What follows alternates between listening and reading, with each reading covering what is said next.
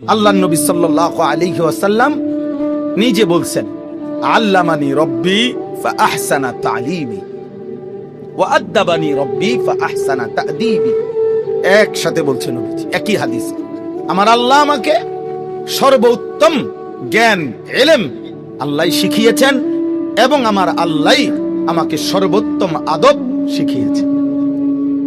ইলমও শিখাইছেন আল্লাহ, আদবও শিখাইছেন। তার মানে কি? তার মানে আমি নবী সাল্লাল্লাহু আলাইহি সাল্লাম বাম পাও দিয়া বাথরুমে ঢুকলেন কেন? ডান পাও দিয়া বাথরুম থেকে বের হইলেন কেন? ডান দিকে কাত হইয়া শুইলেন কেন? তিনি আল্লাহ নবী সাল্লাল্লাহু আলাইহি সাল্লামের প্রতিটা পদক্ষেপ খোদার কসম রব্বুল আলামিনের পক্ষ থেকে সিদ্ধান্ত গ্রহণ। এটা কারো পরামর্শে না, মিটিং বৈশা না, আল্লাহ পাকের ফয়সালা। এভাবেই করবেন মন, এটা এভাবে ওটাও। এক মুমিন, এক মুসলমান কোনোভাবেই নিজস্ব পছন্দে চলতে পারে না। এই ছোট্ট কথাটা যদি অভিভাবক শ্রেণী বুঝতেন, ছেলেদের জীবন অনেক সুন্দর হতো। 6 বছরের বাচ্চাটা রে নিজে জানা শোনা রিমোটটা তার হাতে দিয়ে রাখছে। এই বাচ্চাটা 3টা ঘন্টা 4টা ঘন্টা টেলিভিশনের এই রুমটাতে, মাও নাই বাপও নাই। এই বাচ্চাটা অনবরত তার মন মতো নাটক, গেমস, কার্টুন যেটা মন চায় সে ওটা শিখতে দেখতেছে, নিজে নিজে হাততালি দিতেছে, নিজে নিজে হাত ছুটতেছে, নিজে নিজে আনন্দ করতেছে, মজা পাইতেছে, চিৎকার দিতেছে। মা নিশ্চিন্ত যে বাচ্চা আপনার কি করতেছে, টেলিভিশনের সামনে আছে, অসুবিধা নাই। আপনার এবার তার জিনেও ধরে, ভূতেও ধরে, সমস্যা হইতো না। সে যেই মনোযোগ দিয়ে আছে হারাইতো না, পানি তো ফুটতো না, আগুনও ফুটতো না, কারণ মনোযোগ দিয়ে টেলিভিশন দেখতেছে, অত্যন্ত সুন্দরভাবে ঠান্ডা মাথায় নষ্ট হইতেছে। আফসোসের বিষয়, আফসোসের বিষয়। আপনি যদি বলেন না ওইখানেও শেখার অনেক কিছু আছে, তো ওইখানে তো শেখার অনেক কিছু আছে, এখানে তো শেখার পুরা কিছু আছে। ওখানে তো কিছু, অনেক কিছু তো বাদ, ওখানে তো কিছু ফাঁসা জিনিসও আছে, এটা তো পুরাটা ভালো। আপনি এটা নেন না কেন? আমরা বুঝি না, আমরা সিরা খাই। হ্যাঁ, আপনি বাচ্চাকে শিখাইতে চাচ্ছেন না, নষ্ট করতে চাচ্ছেন, আমরা বুঝি না। আপনি যদি বলেন যে না আমি তাকে সুন্দর কিছু শেখাবো, তো কোরআনুল কারীমের চাইতে সুন্দর কি? রাসূলুল্লাহ সাল্লাল্লাহু আলাইহি ওয়াসাল্লামের সুন্নাতের চাইতে সুন্দর কি? নবী সাল্লাল্লাহু আলাইহি ওয়াসাল্লাম বাচ্চাদের বিষয়ে তার কোনো দিক নির্দেশনা নাই? কথা বলেন না, আছে? একটা বাচ্চা পেশাব করছে নবীজির কোলে, কয় বালতি পানি দিয়া এই জায়গাটা পবিত্র করবে, খোদার কসম নবী এটা পর্যন্ত বলে দিয়েছে। মেয়ে বাচ্চা পেশাব করছে, তো এখন পানি ঢালতে হবে কদ্দুর। পুরুষ বাচ্চা, ছেলে বাচ্চা পেশাব করছে, এখানে পানি ঢালবে কদ্দুর। আল্লাহ নবী সাল্লাল্লাহু আলাইহি ওয়াসাল্লাম ব্যবধান করছে, বুঝাইয়া দিছে। আপনি কে মনে করছেন রাসূলুল্লাহ সাল্লাল্লাহু আলাইহি ওয়াসাল্লাম কি জিম্মাদারি আদায় করছে? জীবনের এমন কোন শব্দ নাই, জীবনের এমন কোন মুহূর্ত নাই, জীবনের এমন কোন আয়োজন নাই, জীবন চলার পথে এমন কোন সেকেন্ড নাই যেখানে রাসূলুল্লাহ সাল্লাল্লাহু আলাইহি ওয়াসাল্লামের দিক নির্দেশনা নাই। এমন হতেই পারে না, পৃথিবীতে ইসরাফিলের ফু পর্যন্ত এমন ঘটনা ঘটবে না, এমন প্রশ্ন আসবে না যে প্রশ্নের উত্তর আল্লাহর নবীর জীবনের মধ্যে নাই, কোরআনুল কারীমের মধ্যে নাই। হবে না, এমন কোনোদিনও হবে না। 1450 বছরে হয় নাই, আগামীতেও হবে না। এটাই চূড়ান্ত, এটাই বাস্তব কথা। আপনাদের কাছে আমরা বলতে চাই, এটা আপনারা বোকা ভাববেন না, আপনারা হুজুরদেরকে বোকা ভাববেন না। আল্লাহর কোরআন থেকে যে বলে সে বোকা না, রাসূলুল্লাহ সাল্লাল্লাহু আলাইহি ওয়াসাল্লামের সুন্নাহ থেকে যে বলে সে বোকা না। মানুষের ব্যক্তিগত বুদ্ধি আপনাদের সামনে যে যা নতুন আধুনিকতা পেশ করে, ওটা কোনো মানুষের মাথার থেকে, ওই মানুষের মাথার বুদ্ধি আবার ওই ব্যক্তি বছর 10 পরে সে বদলায় ফেলে, সে সিদ্ধান্ত বদলায়, চেঞ্জ করে, যে না এখন পরিবেশ পরিস্থিতি বদলে গেছে, এখন নতুন সিদ্ধান্ত।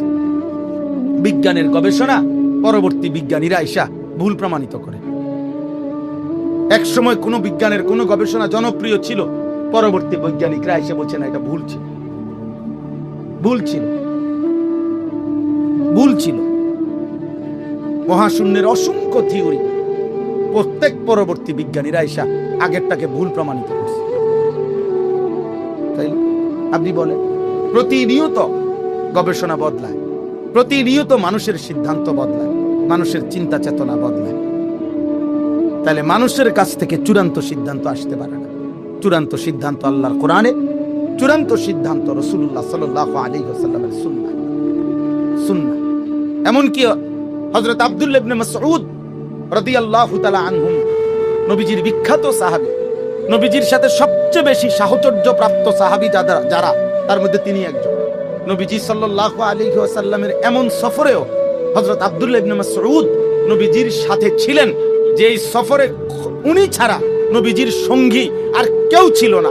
এমন বহু সময়ে আল্লাহর নবীর একান্ত সঙ্গী ছিলেন আব্দুল্লাহ ইবনে মাসউদ, যিনি সবার মাঝে থাইকাও নবীকে দেখছে, যিনি একাকীও শত শতবার আল্লাহর নবীর সঙ্গে সাহচর্যে তিনি ছিলেন হযরত আব্দুল্লাহ ইবনে মাসউদ রাদিয়াল্লাহু তাআলা আনহু। এত বড় সাহাবী। তিনি বলতেন, হাদিসের কিতাবে আছে, তিনি বলেন যে তোমরা যদি কারো নীতি, কারো আদর্শ গ্রহণ করতে চায়, তা আল্লাহ এবং তার রাসূলের পরে যদি কারো আদর্শ তোমরা নিতে চাও, তাহলে আমরা এই মুহূর্তে যারা জীবিত সাহাবী আছি, আমাদের চাইতো যারা ইন্তেকাল করেছে, তাদের যেই কথাগুলো আমাদের থেকে শুনতেছ, সেগুলোকে বেশি গ্রহণ করো, কারণ তারা প্রত্যেকেই ঈমানের উপরে, আল্লাহর সন্তুষ্টির উপরে ইতিমধ্যে ইন্তেকাল করে ফেলেছে, আর আমরা এখনো মৃত্যুবরণ করি নাই। শেষ অবস্থা কি হয় আমাদের জানা নাই। তাহলে আল্লাহর নবী সাল্লাল্লাহু আলাইহি ওয়াসাল্লাম উম্মতকে হেদায়েতের উপরে রেখে আল্লাহ তাআলার শতভাগ সত্যায়ন, আল ইয়াউমা আকমালতু লাকুম দীনাকুম, আমি দিন পূর্ণ করলাম, শতভাগ নিশ্চয়তা নিয়ে আল্লাহ নবী সাল্লাল্লাহু আলাইহি সাল্লাম দুনিয়া থেকে বিদায় নিছেন। বলছেন যে উম্মত, সকাল বেলার যেই সূর্যটা আকাশে উঠে এক বিন্দু, ওই সূর্যের আলোতে কোনো লালিমা, আরে কোনো আবরণ, কোনো মেঘ, কোনো মেঘের সামান্য অংশ, কোনো স্পষ্টতা ছাড়া একদম ফকফকা যেই আসমানে সূর্য উঠে যখন আলোকিত হয়, এরকম একটি শতভাগ দাগ মুক্ত নিষ্কলুষ একটি আলোকিত সূর্যের আলোর মতো আমি তোমাদেরকে 23 বছরে এমন একটা দ্বীনের উপরে, সুন্নাতের উপরে, নীতি আদর্শের উপরে রেখে আমি যাচ্ছি। তারাকতুকুম মুহাজ্জাতান বাইদা। আফসোস মুসলমান, কোনোভাবেই মুসলমান আমাদের বিজয় আসবে না আমাদের আল্লাহর কাছে চাওয়া ছাড়া। আমাদের সম্মান আসবে না।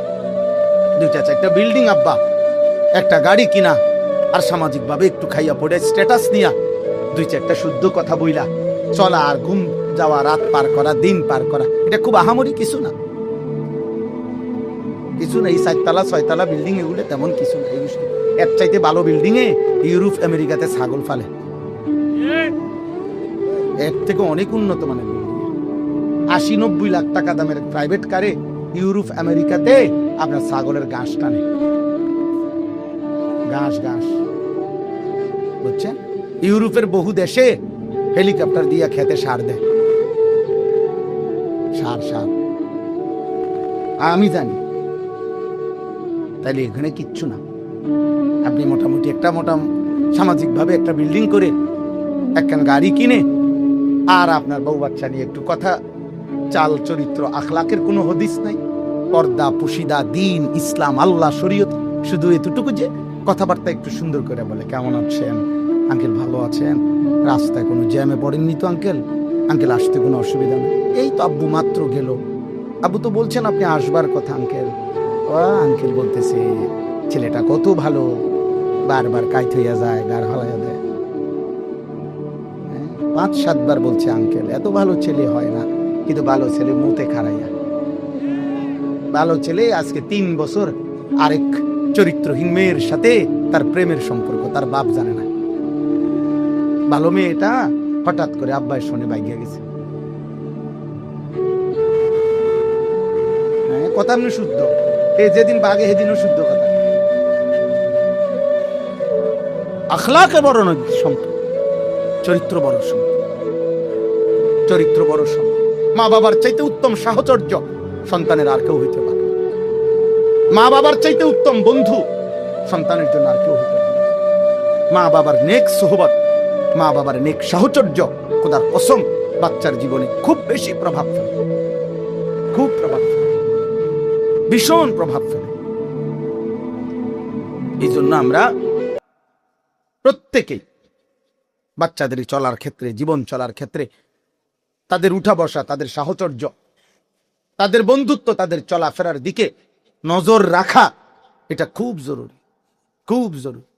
আগে এটা খুব ছিল, আমার যেটুকু মনে আছে ছোটবেলায় আমরাও দেখছি, আগে এটার খুব চর্চা ছিল যে ওই বাড়ি, ওই মহল্লা, ওই বাড়ির বাচ্চাদের সাথে আমার বাচ্চাকে বসতে দেব না, চলতে দেব না, ওইগুলা কথায় কথায় গালি দেয়, ওইগুলা ন্যাংটা থাকে, এগুলা আপনার কথাবার্তা সুন্দর না।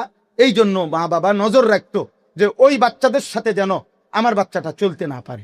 আর আজকে হালাত হইল, উনি জানে যে এই ছেলেটা, তার সহপাঠী এক ওয়াক্ত নামাজ পড়ে না, তাহলে ওই বাচ্চা যদি ন্যাংটা থাকলে অসভ্য হয়।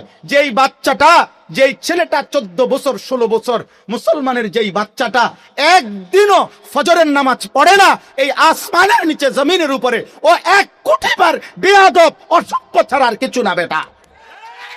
এটা শতভাগ অসভ্য, এটা শতভাগ অসভ্য ছেলে, শতভাগ বেয়াদব, 100% বেয়াদব, এটা 100% বেয়াদব, 100% বেয়াদব। মুসলমানের যেই বাচ্চা মালিকের সেজদা দেয় না, ওই বেয়াদব। ওরে যদি কেউ সমর্থন করে, ওই বেয়াদব বেটা, বদ আখলাক বেটা। ও মানুষ হচ্ছে না বেটা, বেনামাজি মানুষ হয় না, সেজদাবিহীন নাফরমান মানুষ হয় না, উপার্জনকারী প্রাণী হয়, ইকোনমিক্যাল অ্যানিমেল হয়, অর্থনৈতিক প্রাণী হয়, টাকা উপার্জন শিখে, রোজগারের কোন ভদ্রচিত পন্থা হয়তো শিখছে, এই স্যুট, এই বুট, এই সব কিছু দিয়ে রোজগার করে। আল্লাহ চেনে না, মালিক চেনে না, বানানেওয়ালা চেনে না, সৃষ্টিকর্তা চেনে না। আপনার সন্তান মানুষ হয় নাই বেটা, মানুষ হয় নাই বেটা, আখলাক শিখে নাই, যে মালিক যে চেনে না, সেজদা দিবে না কেন, নামাজ পড়বে না কেন, কেন? আপনি কি বলতে চান? আপনার ছেলে ভদ্র ছেলে? কিসের ভদ্র, কিসের ভদ্র? অকৃতজ্ঞকে কেউ ভদ্র বলে না, অকৃতজ্ঞকে কেউ ভদ্র বলে না। এই পৃথিবীর সবাই জানে অকৃতজ্ঞকে বেয়াদব বলে।